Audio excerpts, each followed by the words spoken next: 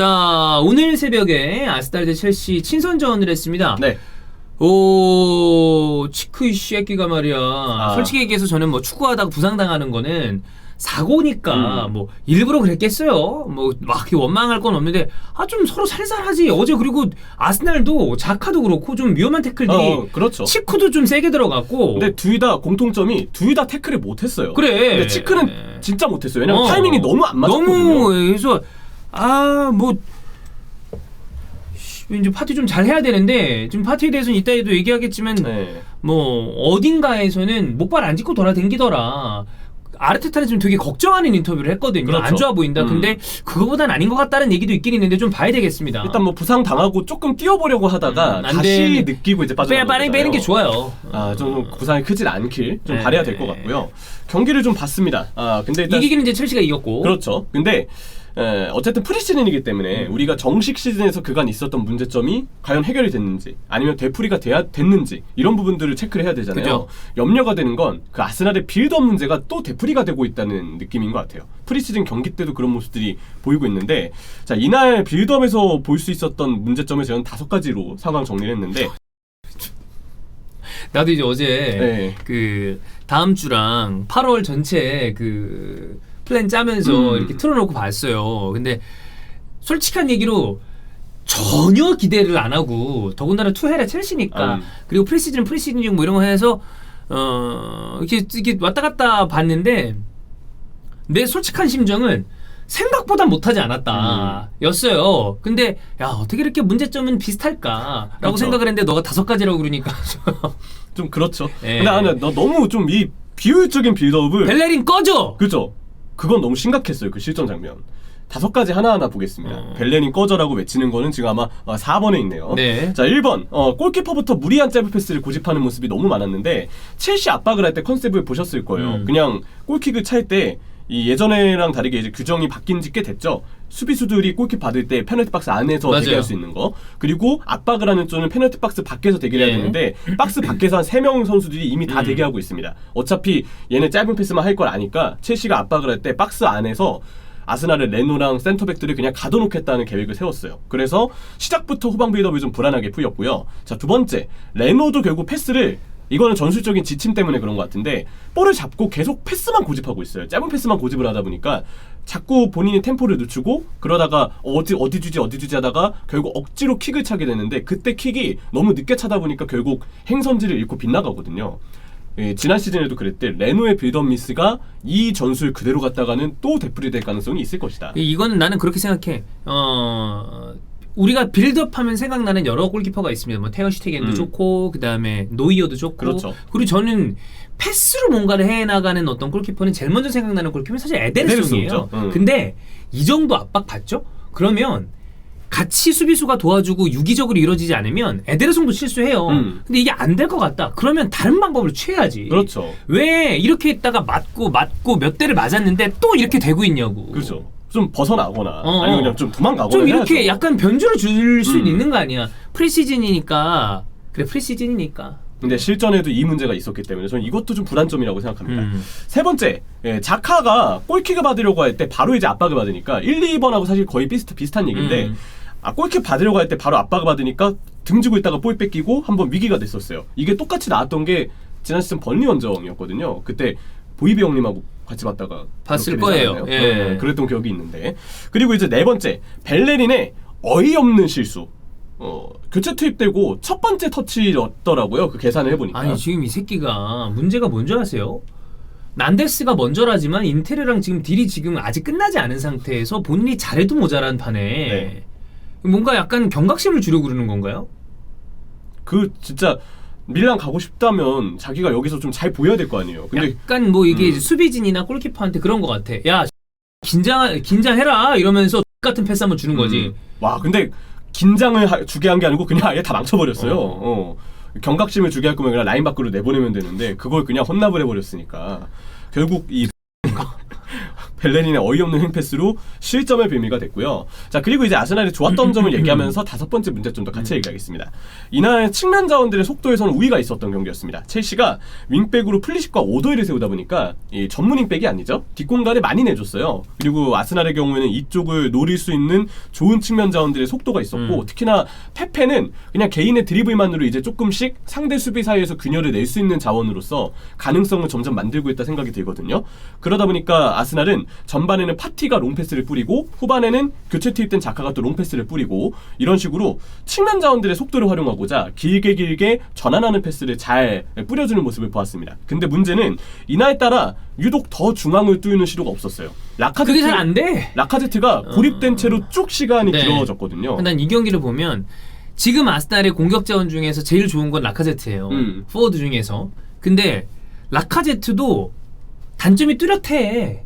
이런 거 보니까 좀 답답한 거지. 그렇죠. 네, 슈팅 타이밍이 좀 늦고 종종 이제 좀 투박한 아쉬움도 있고 하는데 아무튼 이 5가지 문제점들이 제가 볼 때는 아스날이 확실히 아직 이 중앙 쪽으로의 어떤 빌드업에 있어서 중앙 쪽을 3선에서 볼을 뿌려주고 이걸 이제 2선 자원들이 중앙에서 받아서 중앙에서 좀 아기자기하게 풀어나가면은 그런 어떤 체계적인 연계가 지난 시즌도 그랬지만 아직도 뭔가 잘 준비되어 있지 않은 느낌이 들고 이게 여러 가지 문제가 있을 겁니다. 전술적인 체계가 좀 아직 부족한 부분도 있을 수 있고 아니면 3선에 파티랑 자카는 잘했다 한들 엘네니가 너무 이날 뭔가 없었거든요. 그래서 이 3선의 조합 미스 때문에 전진 패스가 뿌려지지 않으면서 중앙이 아예 거쳐지지 않았던 것도 생각은 해봐야 될 것 같고요. 그러니까 몇몇 선수들마다 차이가 있는데 돌아서는 걸 잘 못해요. 그러니까 되는 선수가 있고 안 되는 선수가 있잖아. 그쵸. 돌아서질 못하면 결국엔 뒤로 보고 또 옆으로 가는 거야. 네, 그게 이제 U자의 시작이 되는 건데 에이네니는 약간 그쪽에서 책임이 있습니다. 뭐 세 번째는 역시나 첼시의 압박이 그래도 괜찮았다는 거.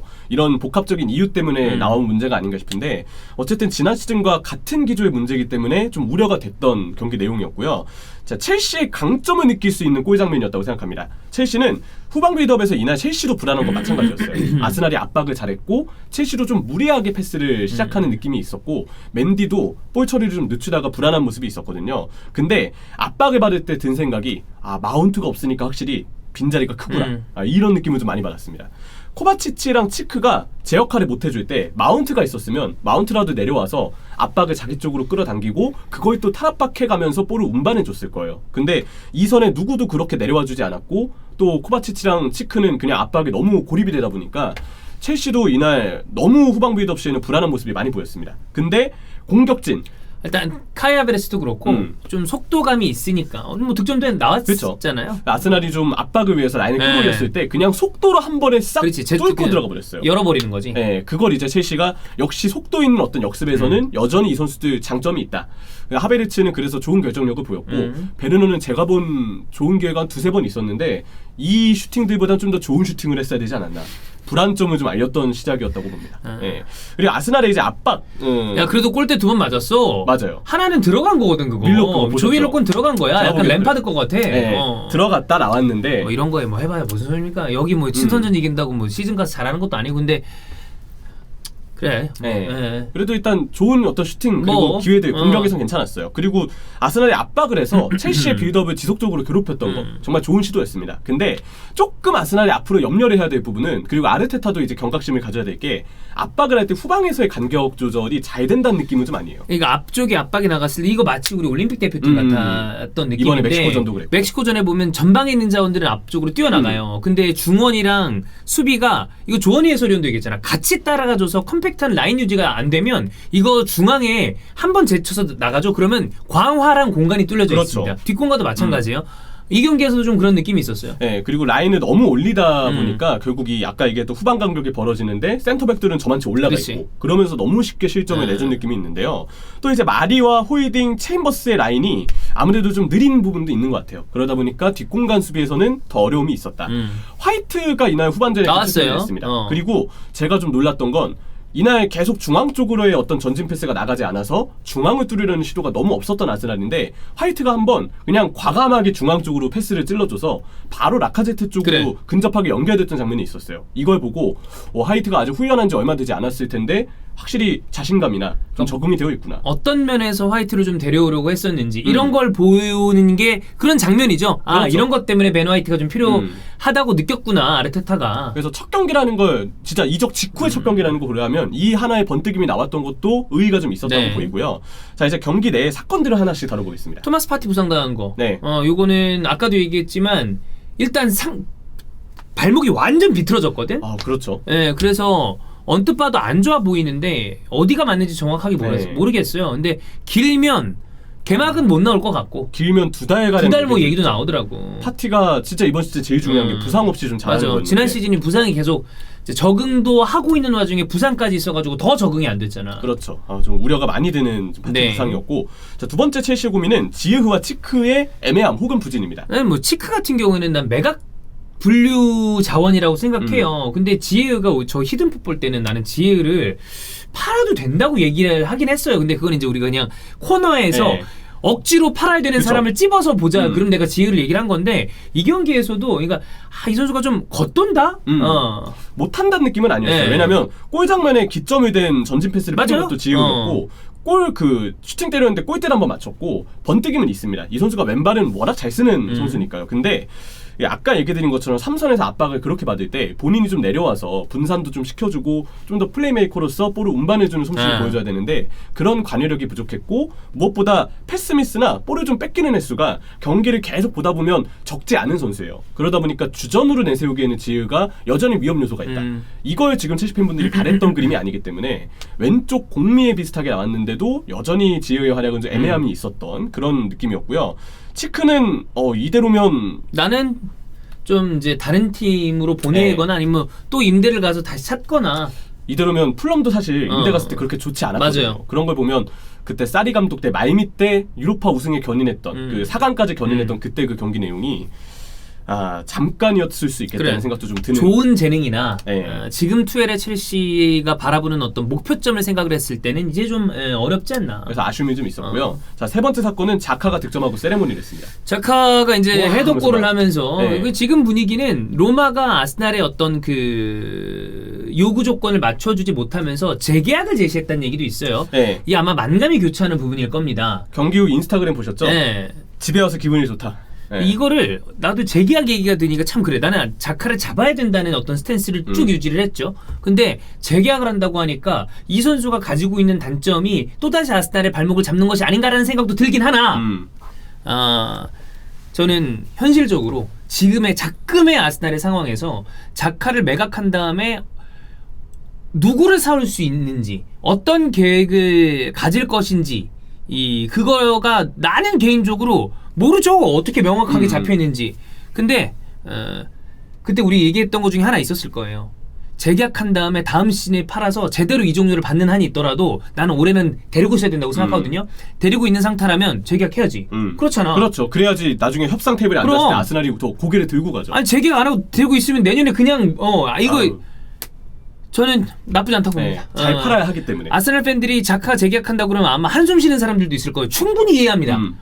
나도 그런 마음이 있으니까. 애매한 선수기 때문에 네, 이 애매함이 선수가 있으니까. 마냥 좋은 선수는 아니에요. 근데 지금 아스날에서는 어쨌든 아르테타가 중추적인 역할을 쓰잖아. 그렇죠. 그리고 계약 기간이 얼마 안 남았는데 헐값에 파느니 재계약으로 가지고 있다가 뭐 그 사이에 오버랩 되면서 제값 주고 팔든지 그렇죠. 뭐 하는 방법이 나오겠지. 그리고 상황이 급하니까 일단 한 시즌이라도 좀 더 쓰자. 나 인정. 네, 그렇게 생각을 해도 될 것 같습니다. 일단 자카가 좀 기분이 좋아 보였으니까 그게 좀 다행이고 네 번째 사건입니다. 이적설이 대두되는 벨레린과 타미가 나란히 부진했어요. 이 새끼가 말이야. 벨레링 인터뷰 네. 지금 보고 있을 텐데. 근데 저기 딴 거 봤을 겁니다. 네, 인터뷰? 네, 딴 거 봤겠죠. 그래, 그러기 때문에 이탈리아 유로 우승 스페셜 영상을 다시 보지 않았어요. 그런 거 보고. 네. 타미는 이날 이제 슈팅에 또 힘이 전혀 안 붙었죠. 경합도 안 됐고 그 머리는 또 뭔지 모르겠습니다. 얘는 진짜 그 신체적으로 네 가진 거 대비 좀 그런 걸 못해.